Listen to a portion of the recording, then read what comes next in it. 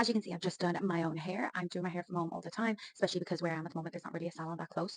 Because I've been here for a very long time, I haven't bothered to try find a salon that I like. I will also say I am a trained hairstylist, so I know what I'm doing. But I thought since I'm doing my own hair at home, I thought I would just do a little video saying a few tips if you plan to do your own hair at home. Also, I'm not sure what filter's on my face because my lips are not this big and I don't have that much makeup on, so I'm gonna leave it on the video. Tip one, always go for professional products. Don't just go into the supermarkets and buy whatever you can find. Go and get professional products, whether it's from a salon suppliers that you're allowed to or you're not able to. If you know someone who has a trade card, just get proper products.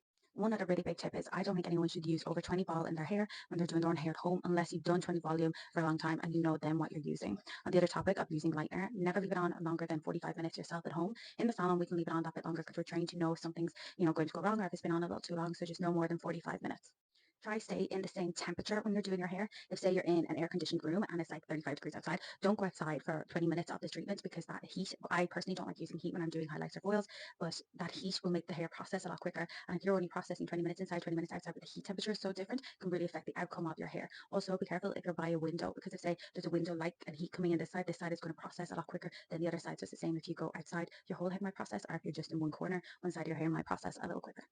One of the ways to get a really good salon result is to use really good hair care products. So good shampoos, good conditioners, maybe a nice treatment, and make sure and style your hair after because I think that's why when you leave the salon you feel so good because your hair has just been styled and it makes you feel a lot fresher. Another really big tip is just because your hair doesn't fall out the second you color it doesn't mean you haven't damaged it. So what I mean by that is if you have like box dye black hair and you lift it up like 5, 6 levels and you're really nice, it's like a nice blonde or maybe it's just like a caramel blonde, don't be fooled into thinking that your hair is still in perfect condition. Everyone's hair reacts different to products and that's why we do like strength tests in the hair, one to see if it will lift, but also just to test and see the like condition of your hair and the strength of your hair.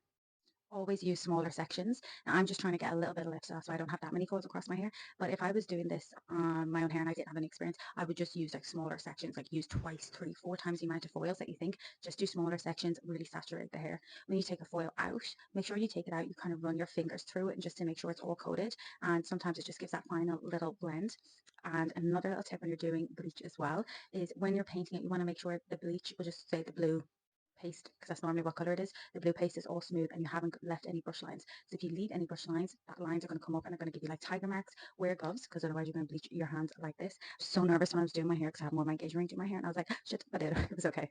So comment any questions below or if you have any questions or tips you want for doing your own hair at home. This is obviously so different. If you're doing a root color, I can do a whole video and just talking about your roots and how to do that correctly without overlapping a lot of product as well. But I really hope you enjoyed this video and if the video of me doing my hair turns out well, I might post it, might not because sometimes I forget that I'm like recording and I just end up doing it as messy as I would normally do it without recording.